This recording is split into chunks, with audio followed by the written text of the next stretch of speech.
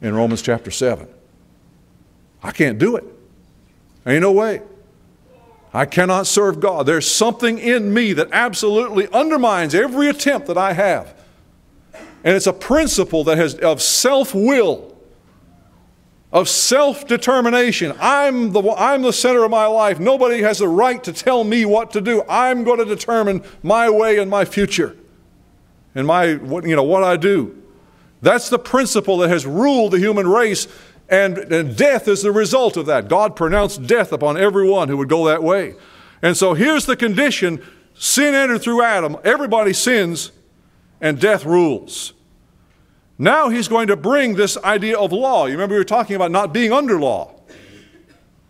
But now law comes. But it says this, for before the law was given, sin was in the world, but sin is not taken into account where there is no law. There was a time when men just were allowed to go their way, to do their thing, and God didn't specifically interfere. They still died.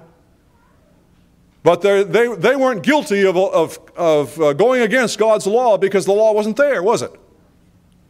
So they were not under law at that point.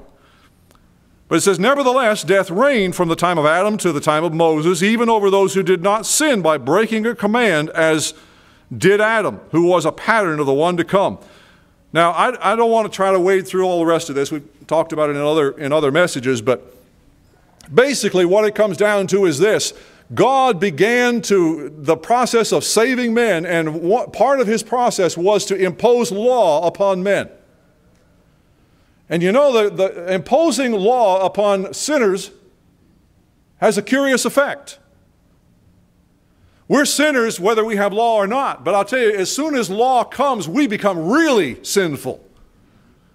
It's like holding a magnifying glass to it. It's not just revealing what is there, it is provoking something in us. There is a real negative reaction whenever God comes and says, thou shalt not, or thou shalt do this or that or the other. There's something in us that just rises up in rebellion against that. And so sin becomes much worse than it was. And it sounds very strange for God to do that, but it's absolutely necessary to the process of salvation, that sin become really ugly and obvious to us. You know, when a loving, holy God tells us what's something for our good, and we find ourselves just rebelling against that and unable to stop it, that's part of God awakening sinners to their need. You know, I was trying to illustrate it in a very simple way.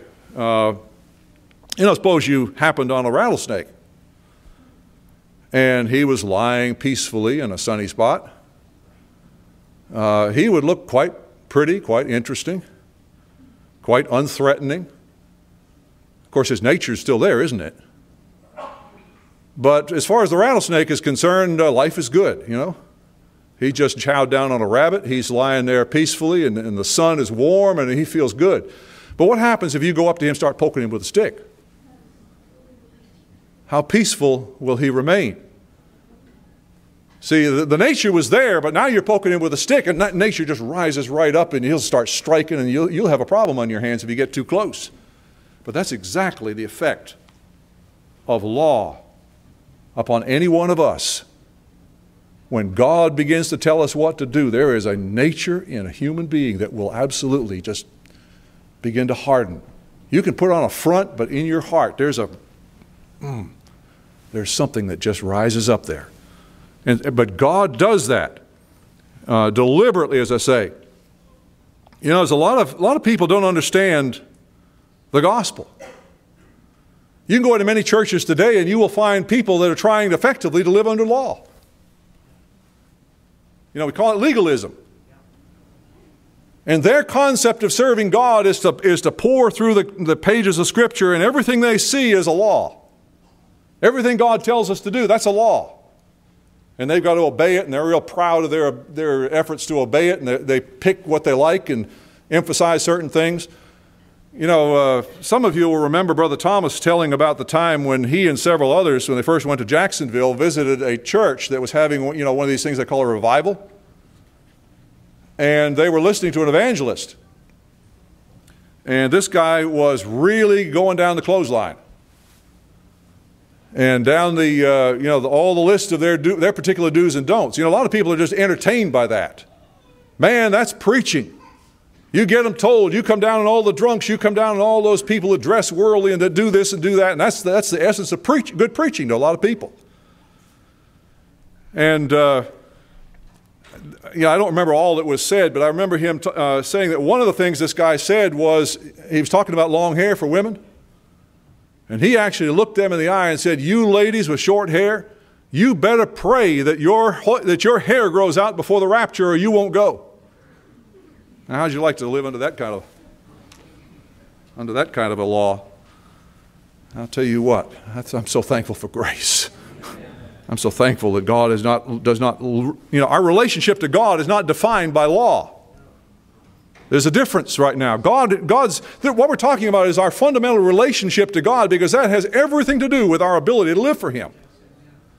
If we are under laws, all law does is provoke this rebellious nature in us to rise up.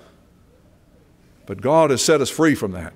One of the other things he said was to come against jewelry.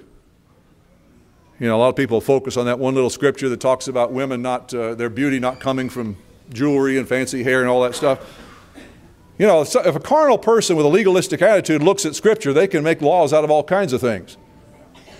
And God's point was not to say, don't ever wear jewelry. There's a lot of people in the Old Testament that violated that, of course. But anyway, God's point, obviously, is that women shouldn't be getting their beauty from external things. They need to focus on what's in here. And there is a kind of worldly beauty that women seek, but that's what they're concerned about. And that's not what's right. I'm just thinking about how, what happened when Isaac first met Rebekah?